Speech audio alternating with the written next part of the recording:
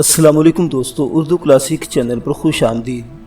معزز سامعین حضرات، آپ سے امید کی جاتی ہے کہ ویڈیو کو لائک کریں اور چینل کو بھی سبسکرائب کر دیں، شکریہ۔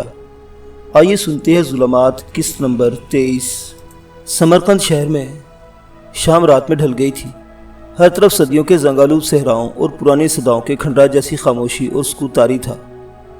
آکاش کے تیور ابھی تک تبدیل نہ ہوئے تھے اور خوابیدہ رات کے اندر برف باری اب بھی جاری تھی۔ ہر شے یادوں کے بادبان اور قسمت کے پیالوں کے زہر جیسی ویران اور محرومیوں کی داستانیں دل کے صحرا اور خوابوں کی مسماری جیسی اداس تھی۔ ایسے میں شہزادہ، اس کی ماں خانزادہ اور اس کی بیوی اور سمرقند کی ملکہ شاری ملک شاہی محل کے ایک کمرے میں خاموش اور متفکر بیٹھے ہوئے تھے۔ ان کی حالت سے ایسا لگتا تھا گویا ان تینوں کو کسی کا شدت سے انتظار ہو۔ تھوڑی دیر بعد اس کمرے میں امیر شاہ اور شیخ محمد داخل ہوئے۔ انہیں دیکھتے ہی شہزادہ خلیل نے تڑپ کر کہا، تم دونوں نے بہت دیر کر دی، مجھے بڑی شدت کے ساتھ تم دونوں کا انتظار تھا۔ امیر شاہ نے پریشانی کی حالت میں پوچھا، آقا کیا کوئی خلاف معمول حادثہ ہوا ہے جو آپ شدت سے ہم دونوں کا انتظار کر رہے ہیں؟ شہزادہ خلیل نے اپنے سامنے خالی نشستوں کی طرف اشارہ کرتے ہوئے کہا، تم دونوں بیٹھو، پھر میں تمہیں بتاتا ہوں کہ میں نے تمہیں کیوں بلایا ہے۔ جب امیر شاہ اور شیخ محمد وہاں بیٹھ کے تب شہزادہ خلیل نے انہیں مخاطب کرتے ہوئے کہا، اے میرے عزیزو، حالات ہمارے خلاف اچانک ہی تبدیل ہوتے دکھائی دے رہے ہیں۔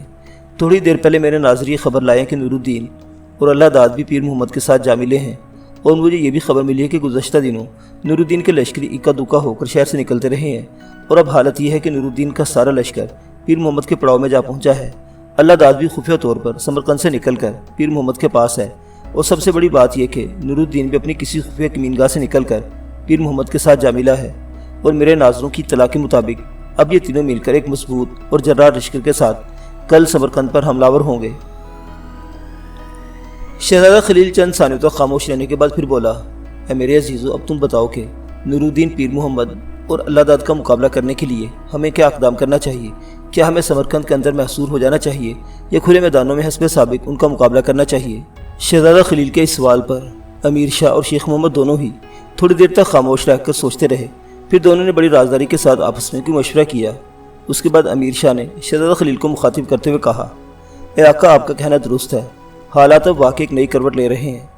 امیر نور الدین، پیر محمد اور اللہ داد کا آپس میں متحد ہو جانا نہ صرف ایک بہت بڑی بات ہے بلکہ وہ ایک بہت بڑی قوت کی صورت اختیار کر سکتے ہیں۔ اس موقع پر میں آپ کو یہی مشورہ دوں گا کہ سمرقند سے باہر نکل کر کھلے میدانوں میں ان تینوں کا مقابلہ کیا جائے، اور مجھے امید ہے کہ جس طرح ہم نے گزشتہ دنوں پیر محمد کے خلاف شاندار فتح حاصل کی ہے، ایسے ہی ہم ان تینوں کے خلاف بھی کامیابی سے ہمکنار ہوں گے۔ شہزادہ خلیل چند ثانیوں تک خاموش رہ کر کچھ سوچتا رہا، پھر اس نے امیر شاہ اور شیخ محمد کی طرف دیکھتے ہوئے استفہامی انداز میں پوچھا، اے میرے عزیزو، تم کن بنیادوں پر مجھے شہر سے باہر نکل کر نور الدین، پیر محمد اور اللہ داد کا مقابلہ کرنے کا مشورہ دے رہے ہو، جبکہ میں، میری ماں خانزادہ اور میری بیوی شاری ملک تینوں نے مل کر یہ فیصلہ کر چکے ہیں، اس بار ہم سمرقند میں محصور رہ کر ان تینوں کا مقابلہ کریں گے۔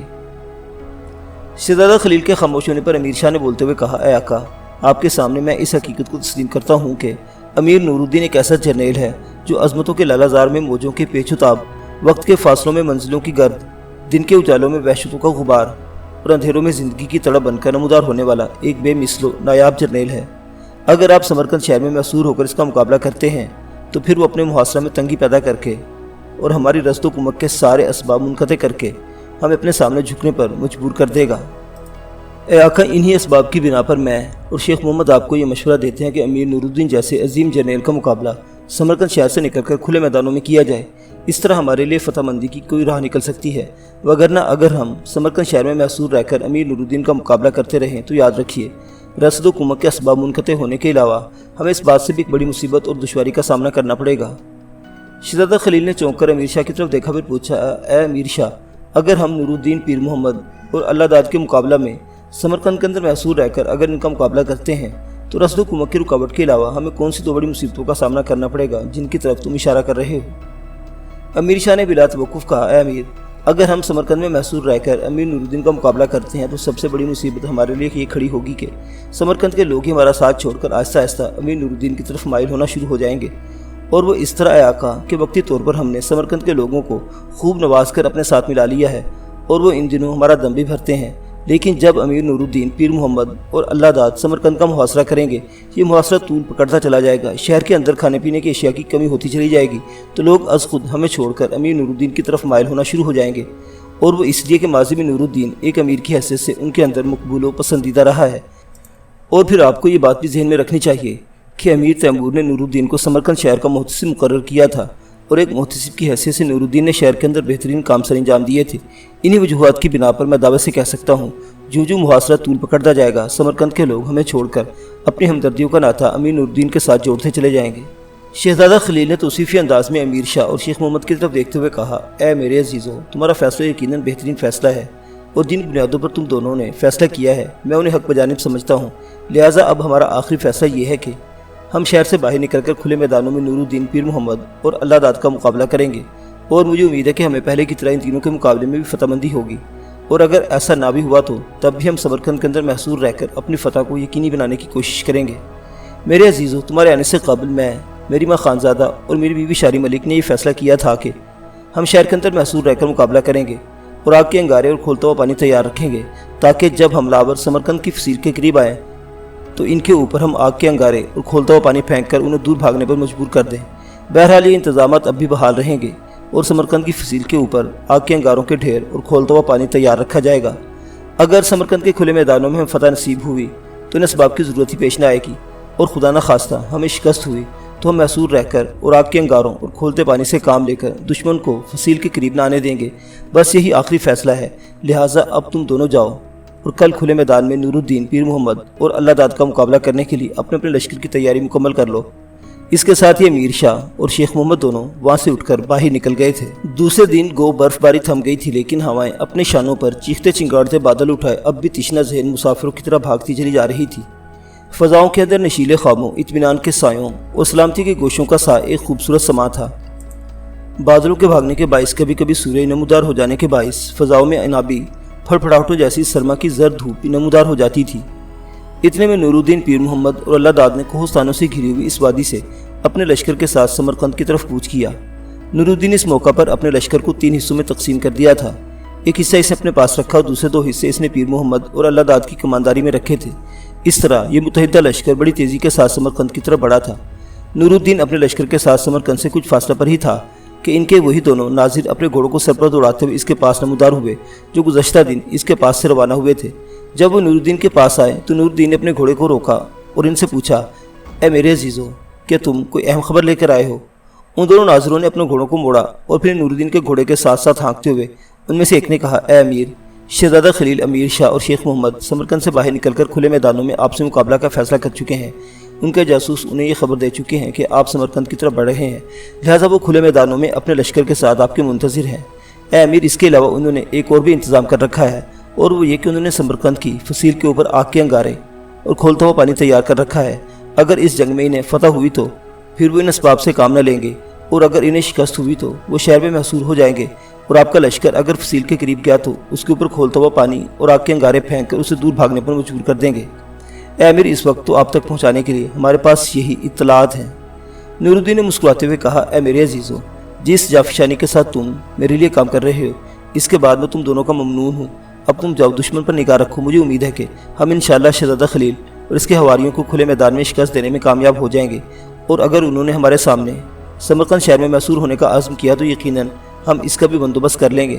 اس کے ساتھ ہی وہ دونوں ناظر وہاں سے ہٹ گئے، جبکہ نور الدین اپنے لشکر کے ساتھ اور زیادہ تیز رفتاری کے ساتھ سمرقند کی طرف بڑھنے لگا۔ سمرقند سے باہر کھلے میدانوں میں دونوں لشکر ایک دوسرے کے سامنے صف آرا ہوئے۔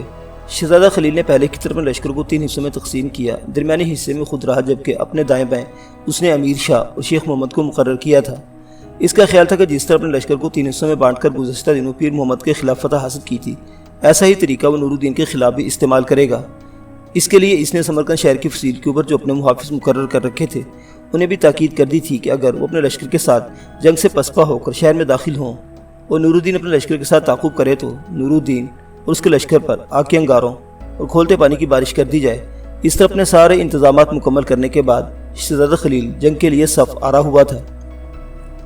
دوسری طرف نور الدین نے بھی اپنے لشکر کو 3 حصوں میں تقسیم کیا، درمیان میں خود رہا، اپنے بائیں طرف پیر محمد اور دائیں طرف اللہ داد کو رکھا۔ اس طرح دونوں لشکر جب اپنی صفیں درست کر چکے تو ہر سمت سے طبل اور دفیں ہولناک انداز میں پیٹی جانے لگی، جن کا مطلب یہ تھا کہ تھوڑی دیر تک جنگ شروع ہونے والی ہے۔ شہزادہ خلیل نے حملہ آور ہونے میں پہل کی شاید ایسا کر کے وہ چاہتا تھا کہ اپنے پہلے ہی حملہ میں نور الدین کے لشکر کو ایسا نقصان پہنچائے کہ اس کے لشکری بددل ہو جائے، اور جبکہ اس کے اپنے لشکریوں کی حوصلہ افزائی ہو۔ جو تجربات اسے پیر محمد کے ساتھ جنگ میں حاصل ہوئے تھے، یہاں اس کے وہ سارے ہی تجربات ناکام ثابت ہوئے تھے۔ اس کے حکم پر امیر شاہ اور شیخ محمد نے دائیں بائیں سے اللہ داد اور پیر محمد پر حدتوں اور ظلم کی اندھی قوتوں کی طرح حملہ کیا تھا۔ ان کا ارادہ تھا کہ ایسے تیز اور طوفانی حملے کر کے وہ اللہ داد اور پیر محمد دونوں کو درد اور اذیت کے کلزم میں ڈبو کر رکھ دیں گے، اور اس طرح وہ پسپا ہونے پر مجبور ہو جائیں گے۔ لیکن اس بار انہیں ناکامی کا سامنا کرنا پڑا، اس لیے کہ نور الدین اس بار اپنے لشکر کے درمیان صبر کی چٹان اور کوہسانوں کی طرح ایستادہ کھڑا تھا، اور اس کی موجودگی میں اللہ داد اور پیر محمد دونوں ہی کے حوصلے بلند تھے۔ لہٰذا دونوں نے انتہائی کامیابی کے ساتھ امیر شاہ اور شیخ محمد کے حملوں کو روکتے ہوئے انہیں مدافعانہ انداز اختیار کرنے پر مجبور کر دیا تھا۔ اس وقت شہزادہ خلیل کے لشکر کی حالت قابل دید تھی۔ جب شیردل نور الدین آرزوؤں کے سفر، عذاب روتوں کے شدید لمحوں، اذیتوں کے سمندر کی طرح خلیل کے لشکر پر حملہ آور ہوا تھا۔ اس حملے سے خلیل اور اس کے لشکر کو ایسا لگا جیسے سات سمندر کے طوفان اور مضطرب کو حیران کر دینے والی صدیوں کے سربستہ راز ان پر چھانا شروع ہو گئے ہوں۔ اپنے سامنے آنے والے ہر لشکری کو کاٹتا ہوا نور الدین عدم کے دشت کے طوفان اور ابدی آرزوؤں کی طرح آگے بڑھتا چلا گیا، یہاں تک کہ وہ شہزادہ خلیل کے لشکر کے اندر جا گھسا، اور پھر وہ غیر فانی جذبوں اور کوہر آلود شام کی طرح اپنے اطراف میں زبردست حملے کرتا ہوا اپنے دشمنوں کی سفلی خواہشات کا خاتمہ کرنے لگا تھا۔ شہزادہ خلیل کے لشکر کے اندر گھس کر نور الدین گھٹا ٹوپ اندھیرے کی طرح چاروں سمجھ چھا گیا تھا، اور اس نے بڑی تیزی کے ساتھ خلیل کے لشکر کو بے وقت و بے نصیب اور بے شرف و بے توقیر کرنا شروع کر دیا تھا، اور چاروں طرف دشمنوں کے لشکریوں پر حملہ آور ہو کر نہ صرف انہیں قدیم رسموں اور کہنہ روایات کی طرح ختم کرنا شروع کر دیا تھا، جبکہ ان کے جسم و روح دونوں ہی کو زخمی کر کے رکھ دیا تھا۔ شہزادہ خلیل کی حالت اب شب کی آخری ساعتوں جیسی ہو کر رہ گئی تھی، اور وہ ایسا محسوس کر رہا تھا جیسے نور الدین نے لمحوں کے اندر اسے اپنی ہی بے بسی اور لاچارگی کا اسیر بنا کر رکھ دیا ہو۔ شہزادہ خلیل نے جب محسوس کیا کہ نور الدین نے اس کی ہستی کے سارے ہی اسرار کھول کر رکھ دیا ہے، اور اگر وہ پسپا نہ ہوا تو تھوڑی دیر تک نور الدین اسے بھی کاٹ کر رکھ دے گا، تو شہزادہ خلیل نے امیر شاہ اور شیخ محمد سے مشورے کیے بغیر پسپا ہونا شروع کر دیا۔ وہ آہستہ آہستہ پیچھے ہٹا تھا، اور اس کا ارادہ تھا کہ اس کی اس پسپائی کو دیکھتے ہوئے امیر شاہ اور شیخ محمد بھی پیچھے ہٹنا شروع ہو جائیں گے، اور اس طرح وہ آفت کے ساتھ شہر میں داخل ہو کر محصور ہو جائیں گے۔ نور الدین نے انہیں اس قدر آسانی سے پسپا ہونے کا موقع بھی نہ دیا۔ جب شہزادہ خلیل شہر کے صدر دروازے کی طرف پسپا ہو رہا تھا، اس وقت نور الدین نے بھی ایک بہت بڑا فیصلہ کیا، اور وہ یہ کہ اس نے اپنے لشکر کو دو حصوں میں تقسیم کیا۔ ایک حصہ بائیں طرف شیخ محمد کے لشکر پر اور دوسرا حصہ امیر شاہ کی طرف حملہ آور ہوا تھا۔ اس طرح شہزادہ خلیل کو بری طرح گھائل کرنے کے بعد نور الدین نے امیر شاہ اور شیخ محمد کے لشکروں کو بھی بری طرح زخمی کرنا شروع کر دیا تھا۔ امیر شاہ اور شیخ محمد نے جب دیکھا کہ سامنے کی طرف سے وہ پیر محمد اور اللہ داد کے لشکروں کا شکار ہیں اور پشت کی طرف سے ان پر امیر نور الدین حملہ آور ہو چکا ہے، تو وہ انتہائی خوفزدہ ہوئے، لہٰذا انہوں نے کچھ سوچے سمجھے بغیر اپنے لشکر کو شہر کی طرف پسپا ہونے کا حکم دے دیا تھا۔ اس طرح وہ دونوں بھی نور الدین، پیر محمد اور اللہ داد کے آگے بھاگتے ہوئے شہزادہ خلیل کے ساتھ آ ملے تھے، اور پھر ان تینوں کے لشکروں نے سمرقند کے صدر دروازے سے شہر میں داخل ہونا شروع کر دیا تھا۔ نور الدین نے تھوڑی دور تک ان کا تعاقب کیا اور ان کے لشکروں کو خوب مارا کاٹا۔ پھر شہر کی فصیل کے قریب جا کر نور الدین نے اپنے لشکر کو رک جانے کا حکم دے دیا تھا۔ شہزادہ خلیل، امیر شاہ اور شیخ محمد اپنے لشکر کو لے کر سمرقند میں داخل ہو گئے تھے، اور شہر کے سبھی دروازے انہوں نے بند کر دیے تھے، جبکہ نور الدین کے اشارے پر اس کا سارا لشکر جہاں تھا وہیں رک گیا تھا۔ اتنے میں ایک طرف سے پیر محمد اور اللہ داد اپنے گھوڑوں کو بھگاتے ہوئے نور الدین کے پاس آئے، اور پھر پیر محمد نے نور الدین کو مخاطب کرتے ہوئے توصیف و شکایات کے ملے جلے انداز میں کہا: اے امیر، میں آپ کو خلیل، امیر شاہ اور شیخ محمد کے خلاف اس شاندار فتح پر مبارکباد دیتا ہوں، اور میں خیال کرتا ہوں کہ یہ فتح صرف آپ کی بہترین منصوبہ بندی کے باعث ہوئی۔ لیکن اے امیر، یہ آپ نے کیا کیا کہ اپنے لشکر کو کیوں روک دیا؟ کیا ہمارے لیے بہتر نہ تھا کہ خلیل کے لشکر کا تعاقب کرتے ہوئے شہر میں داخل ہو جاتے، اور اس طرح شہر پر قبضہ کرنا ہمارے لیے آسان ہو جاتا؟ اب آپ دیکھتے ہیں کہ شہر پناہ کے دروازے بند ہو چکے ہیں، اور اب سمرقند شہر پر قبضہ کرنا ہمارے لیے آسان نہ رہے گا۔ اس پر نور الدین نے مسکراتے ہوئے کہا: اے پیر محمد میرے عزیز، تمہارے اندازے درست نہیں ہیں۔ تم نے اس عذاب، اس قہرمانیت کا اندازہ نہیں لگایا جس وقت ہم پر ٹوٹی، جب ہم خلیل کے لشکر کا تعاقب کرتے ہوئے شہر پناہ کے نزدیک جاتے۔ سنو میرے عزیز، امیر شاہ، خلیل اور شیخ محمد نے شہر کی فصیل کے اوپر آگ کے انگاروں اور کھولتے ہوئے پانی کا انتظام کر رکھا ہے، اور شاید تم نے یہ بھی دیکھا ہوگا کہ خلیل کا جو لشکر ابھی ہمارے آگے بھاگتے ہوئے شہر میں داخل ہوا ہے، اس کے سب سے پچھلے حصے میں سرخ رنگ کی جھنڈیاں تھیں۔ اس کا مطلب یہ تھا کہ خلیل کا لشکر ان جھنڈیوں تک ختم ہو جاتا ہے، اور اس کے بعد ہمارا لشکر ہے۔ بس جب وہ جھنڈیاں شہر میں داخل ہو جاتی تو پھر فصیل کے اوپر سے ہم پر کھولتا ہوا پانی اور آگ کے انگارے برسا جاتے، اور اگر ایسا ہوتا تو ہمارے لشکر کو ناقابل تلافی نقصان پہنچنے کا اندیشہ تھا۔ بس اے پیر محمد، میں نے اسی عذاب سے بچنے کے لیے اپنے لشکر کو یہاں روک دیا ہے، یاد رکھو۔ समरकंद की फसील के ऊपर बैठे हुए मुहाफिज यकीनन दुख और अफसोस का इजहार कर रहे होंगे कि मैंने क्यों फसील से दूर अपने लश्कर को रोक दिया है, क्योंकि इस तरह उन्हें हम पर खोलता हुआ पानी और आग बरसाने का मौका नहीं मिला।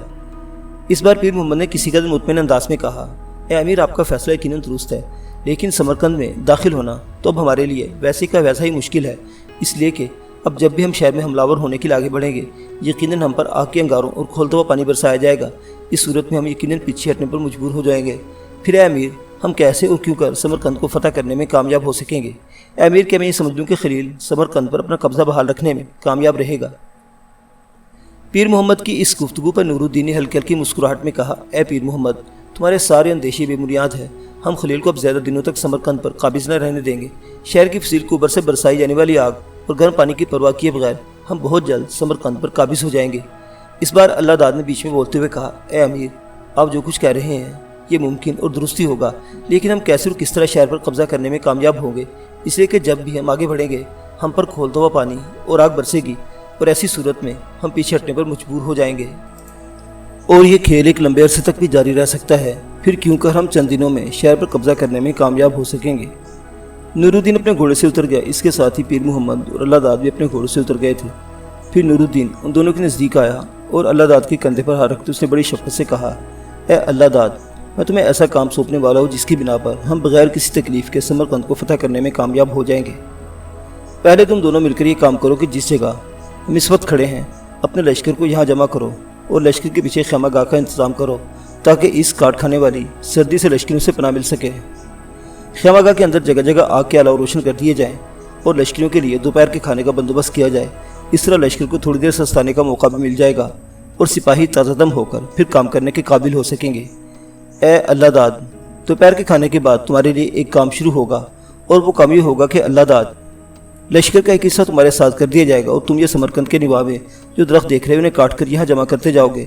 और ए अल्लाह दाद, इन दरख्तों की लकड़ी से दो तरह की चीज़ें तैयार की जाएंगी। एक बुलंद दीवारें होंगी जिनके नीचे पहिए होंगे और इन दीवारों को धकेलते हुए हम शहर पनाह के करीब ले जाएंगे और इन दीवारों की ओट में रहकर हमारे तीरंदाज शहर पनाह के मुहाफ़िज़ों पर तीरंदाजी करके पीछे हटने पर मजबूर कर देंगे।